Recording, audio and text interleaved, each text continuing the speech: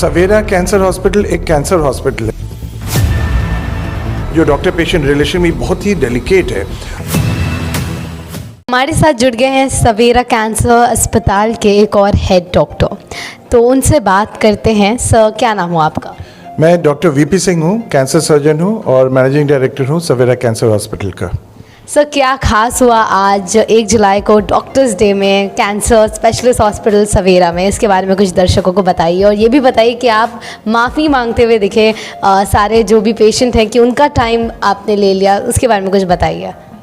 देखिए, सेलिब्रेशन अपनी जगह है और कॉज अपनी जगह है, एम्स अपनी जगह है, आपके इंटेंशंस अपनी जगह है, सबका वैल्यू है और सबका अपना प्लेस है। हम लोग को कोशिश करना है, ये जो प्रिंसिपल ऑफ अर्गोनॉमिक्स जैसे होता है, putting a right person at a right place, तो हम लोग को कोशिश ये करना है कि अपना इंटेंशंस को राइट प्लेस पे, अपने वैल्यूज़ को राइट प्लेस पे रखें। इसमें होता क्या है कि हम लोग कई बार अपने भाव में इतना ज़्यादा बह जाते हैं कि हमको सामने वाले का उनकी जो व्यथा नहीं दिखती है। तो हम लोग को ये बहुत ही बैलेंस करके चलना पड़ेगा, क्योंकि सवेरा कैंसर हॉस्पिटल एक कैंसर हॉस्पिटल है और कैंसर पेशेंट्स जितने होते हैं बहुत ही समझ सकते हैं आपकी दुखी रहते हैं, हर तरीके से त्रस्त होते हैं और बोल सकते हैं कि कई तो समाज के जो पिछड़े दबे हैं और कई बहुत ही अंतिम स्टेज में भी रहते हैं। कई लोग अच्छे भी हैं, कई लोग वेल ऑफ हैं, कई लोग अर्ली स्टेज में भी आ रहे हैं। उनके चेहरे में खुशी होती है कि मैंने कैंसर को ओवरकम कर लिया है, कैंसर पे विजय पा लिया है। लेकिन जो नहीं कर पाते हैं वो काफ़ी दुखी होते हैं, सैड होते हैं। तो हम लोग को एक बैलेंस एटीट्यूड बना के लेके चलना है और लोगों में एक मैसेज देना है कि पहला तो ये कैंसर लाइलाज नहीं है, आपको पॉजिटिव एनर्जी रखना है। तो counselling, here comes the question of counselling. हम लोग को काउंसलिंग करना है और एक बैलेंस काउंसलिंग करना है। जो पेशेंट ठीक हो रहा है उनको एक अच्छा ट्रस्ट देना है ताकि उनको समझ में आए कि हाँ कैसे करना है, और वो एक हमारे एम्बेसडर बन जाएंगे। वो एम्बेसडर जो होता है समाज में 10 जगह जाएंगे, 10 जगह के लोगों से बात करेंगे and they are the best counsellor for anybody. दूसरे तरह के लोग होते हैं जिनमें कि कैंसर उन पे हावी हो चुकी है और वो त्रस्त हो चुके हैं और लगता है कि अब उनके लिए अंत नज़दीक है।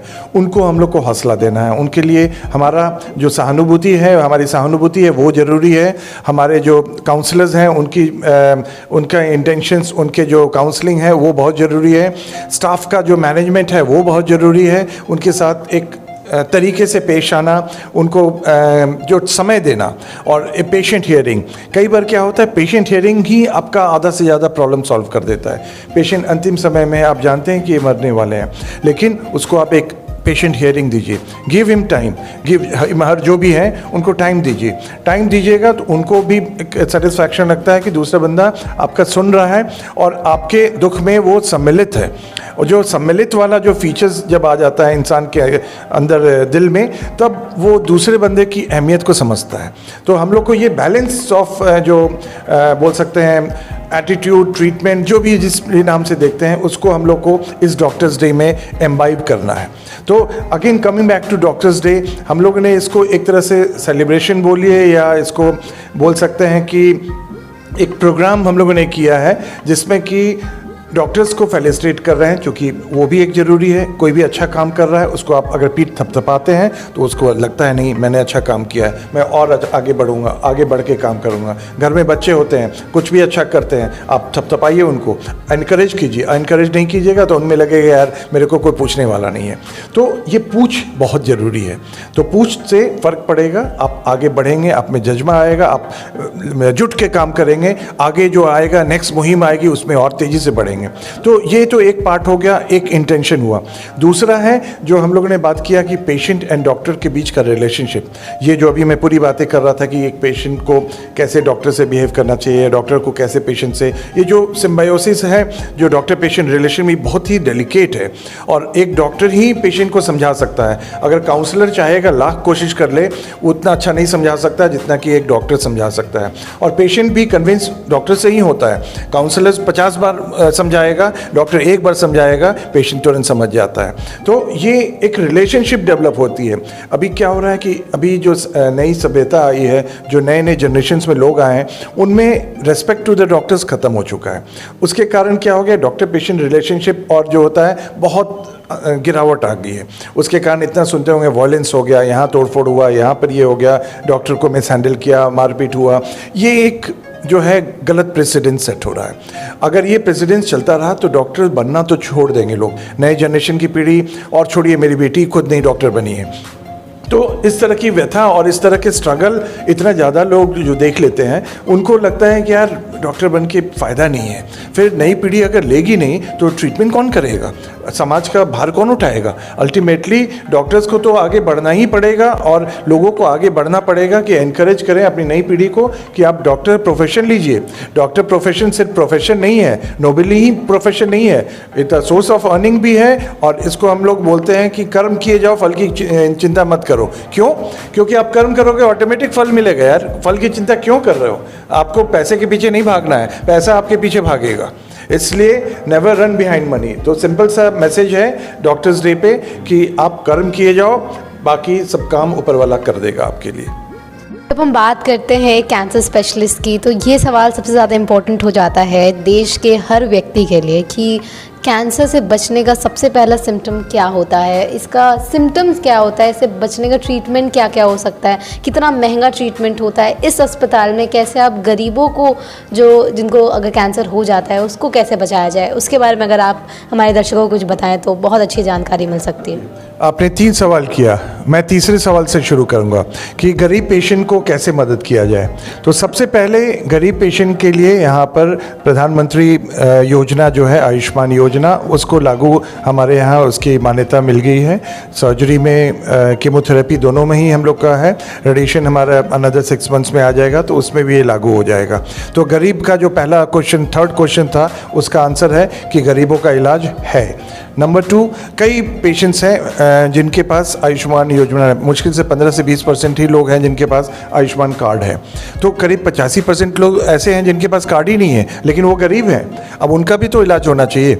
तो हमारे माननीय मुख्यमंत्री नीतीश कुमार जी ने बड़ा अच्छा काम किया है। इन लोगों ने अभी कैबिनेट से अप्रूवल लिया है कि जो आयुष्मान योजना जो प्रधानमंत्री का है, उसी तहत में इन लोगों ने मुख्यमंत्री योजना शुरू करना का प्लान किया है। और उसके तहत जो लोग आयुष्मान में कवर्ड नहीं है, जो भी मुख्यमंत्री के थ्रू कवर्ड हो जाएंगे। तो टोटल 100% पॉपुलेशन को इन लोगों ने कवर करने का प्लान रखा है, which is a very good मतलब बोल सकते हैं प्रोग्राम। और इसको I literally salute Nitish Kumar ji कि उन्होंने इस तरह का मुहिम छेड़ा है। It's a wonderful project. तो पहला जो तीसरा क्वेश्चन है उसका आंसर हो गया। अब back to coming to the first question, sign symptoms. ये इतना लंबा क्वेश्चन है कि अगर पूरा दिन दे दिया जाए तो लगातार मैं बातें करते सकता हूँ, लेकिन संक्षेप में बताऊँगा। हर कैंसर के अलग अलग सिम्टम्स होते हैं। अब you start from head to toe. अगर आपको मान लीजिए मुंह का कैंसर फॉर एग्जांपल लेते हैं, तो मुंह के कैंसर में कई बार प्री कैंसरस लीजन होता है, कई बार कैंसरस लीजन होते हैं। प्री कैंसरस में मुंह में लाल धब्बे मिलते हैं, काले धब्बे मिलते हैं, उजला धब्बे मिलता है, तो इसको बोलते हैं एरिथ्रोप्लेकिया, मेलानोप्लेकिया, ल्यूकोप्लेकिया। ये सारे जो है प्री कैंसरस इसलिए बोला जाता है क्योंकि इसमें कैंसर में परिवर्तित होने के चांसेस रहते हैं। ल्यूकोप्लेकिया में 6% होता है, मेलानोप्लेकिया में 3 से 4% और एरिथ्रोप्लेकिया में 10 से 12% चांस होता है। तो मुंह में जिसको भी इस तरह के लाल, काला या उजला धब्बा है उसको नज़रअंदाज मत कीजिए। कई बार फ्रैंक डिजीज़ मिलता है, मुंह से गंध आ रही है, ब्लड आ रहा है, बड़ा सा मांस का लोथड़ा है। इट्स वेरी ईजी, मुंह खोलिए, टॉर्च जलाइए, दिख जाएगा आपको इसको कैंसर है। You can easily diagnose. Sign symptoms उसमें नॉर्मली क्या है कि जो पहले प्री मैलिग्नेंट लीजन होगा। पान, तंबाकू, बीड़ी, सिगरेट पीने वालों के लिए एक मैसेज है कि अगर आप खा रहे होंगे तो आपका पहले तो मुंह, गाल पूरा वाइट हो जाएगा, फिर धीरे धीरे मुंह कम खुलना शुरू होगा, करते करते मुंह एकदम टाइट हो जाएगा, जकड़ जाती है मुंह, तो इसको हम लोग ट्रिस्मस बोलते हैं। ये भी प्री कैंसरस होता है और ये कब कैंसर में परिवर्तित हो जाएगा आपको पता ही नहीं चलेगा। तो दीज आर द सिम्टम्स जो कि वॉच करना है। वजन में कमी आ जाएगी, थकान होना शुरू होगा, खांसी जो आपको लगता है कि महीने तक ठीक हो ही नहीं रहा है, आप टीबी समझ के उसका इलाज कर रहे हैं और खांसी ठीक हो ही नहीं रहा है, सांस फूलना शुरू हो गया और सांस फूलने में आराम नहीं हो रही है, आवाज़ में बदलाव है, खून आ रहा है, खांसी में खून आ रहा है, उल्टी में खून आ रहा है, अनपच हो गया, आपको जॉन्डिस हो गई, पेट में पानी आ गया, मल द्वार से आपका ब्लड शुरू हो गया, ये सब साइन सिम्टम्स हैं जो कि पेशाब के नली से खून आने लगा। तो ये सब कुछ सिंपल से साइन सिम्टम्स हैं जिसके ऊपर आप पकड़ सकते हैं कि ये कैंसर के सिम्टम्स हो सकते हैं, लेकिन ऐसा नहीं है कि बाकी डिजीज़ में नहीं होते हैं ये सिम्टम्स, लेकिन कैंसर में ये सारे सिम्टम्स पाए जाते हैं। अगर इस तरह के सिम्टम्स मिल रहा है तो इसको नज़रअंदाज ना करें। पहले तो इंस्पेक्शन करना होता है, विजुलाइज कीजिए। उसके बाद उसमें कुछ बायोप्सी के तत्व होते हैं, जैसे बायोप्सी लेके आप हिस्टोपैथोलॉजी के लिए भेजते हैं और पैथोलॉजिस्ट कंफर्म करता है कि इसमें कैंसर है या नहीं है। तो पैथोलॉजिस्ट हमारा सुप्रीम कोर्ट है, एक तरह से वो समझा जाए। तो सबसे इम्पॉर्टेंट चीज़ है किसी भी कैंसर में डायग्नोसिस, तो डायग्नोसिस स्टैब्लिश होगा बायोप्सी से। नंबर 2 आता है स्टेज। स्टेज होता है इमेजिंग से। इमेजिंग मतलब अल्ट्रासाउंड हो गया, एक्सरे हो गया, आपकी MRI हो गई, CT स्कैन हो गई एंड पेट स्कैन है। तो पेट स्कैन से हम लोग पकड़ पाते हैं कि शरीर में कहाँ तक ये बीमारी गया हुआ है। तो शरीर के किसी भी भाग में बीमारी होगी तो पेट स्कैन उसको पिकअप कर लेता है। नॉर्मली ये स्टेजिंग टूल है, जिसका भी डायग्नोसिस कंफर्म हो गया है उसको स्टेज करने के लिए हम लोग पेट स्कैन का इस्तेमाल करते हैं। तो डायग्नोसिस हुई, आपकी कंफर्म हो गई stage, and then third comes treatment.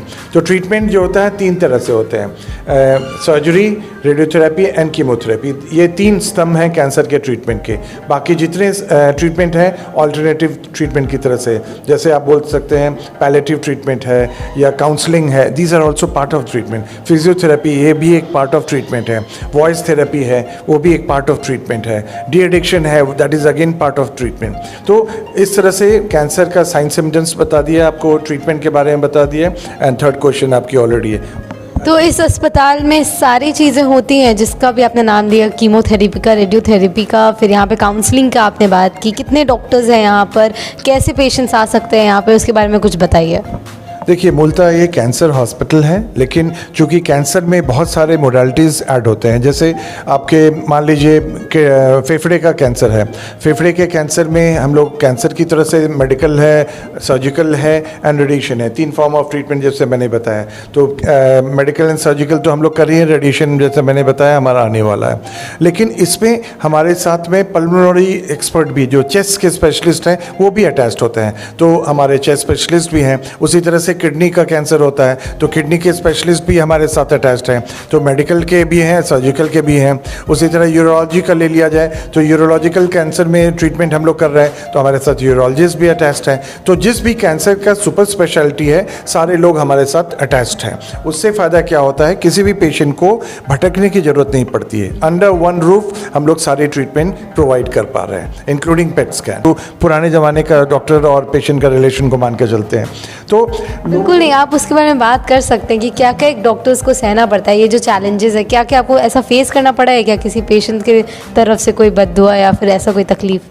देखिए, बद्दुआ तो रोज़ मिलता है, लेकिन उस बद्दुआ को अगर आप दिल पे लगा लेंगे तो आप कभी भी आगे नहीं बढ़ पाएंगे।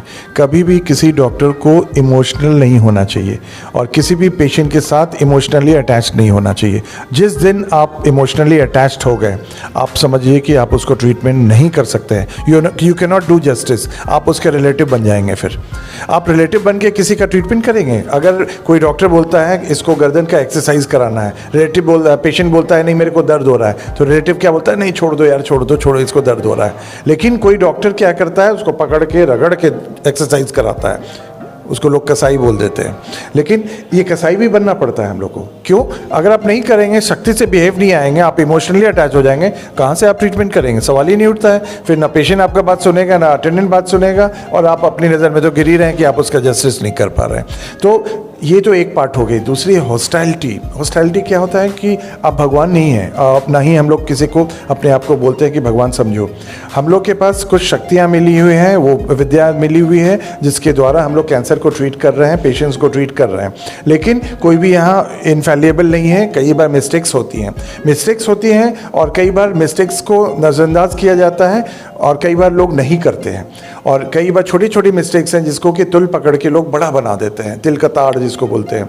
तो उस तरह के सिचुएशन है। और जो अच्छा परफॉर्मेंस करता गया, चलो साल भर परफॉर्मेंस देता चला गया, उसने 5 बेस्ट ऑप्शंस को ले लिया, उनको हम लोग सैलरी इंक्रीमेंट में 10%, 20% इंक्रीमेंट करते हैं, कई बार बोनस भी देते हैं। तो ये एक इंसेंटिवाइज हो जाता है इससे लोग, और एक पॉजिटिव एनर्जी चैलेंजाइज होती है। तो मुझे लगता है कि ये भी एक इम्पॉर्टेंट एस्पेक्ट है। प्लस कई बार हम लोग जैसे योगा का सेशन करवाएं, योगा का टीचिंग करवाएं, कई बार हम लोग काउंसलर्स को बुलाते हैं, how to talk with the patient. कई बार होता है है कि आपके पेशेंट्स, आपके जो स्टाफ हैं रूडली बिहेव करते हैं। रिसेप्शन को स्टाफ को सबसे ज़्यादा फ्रंट फेस है आपका, उनको ट्रेनिंग की दी जाती है। हम लोग बुलाते हैं कि how to deal with a patient, how to talk with a patient, तो उनको काउंसलिंग सेशंस अटेंड करने होते हैं। इनका रेगुलर बेसिस पे जब तक सर्विस नहीं कराइएगा तब तक फिर वो जंग लग जाएगा। जंग लग गया तो फिर जंग लगा हुआ चीज़ जानती हैं क्या होगा आपको। बहुत बहुत शुक्रिया सर।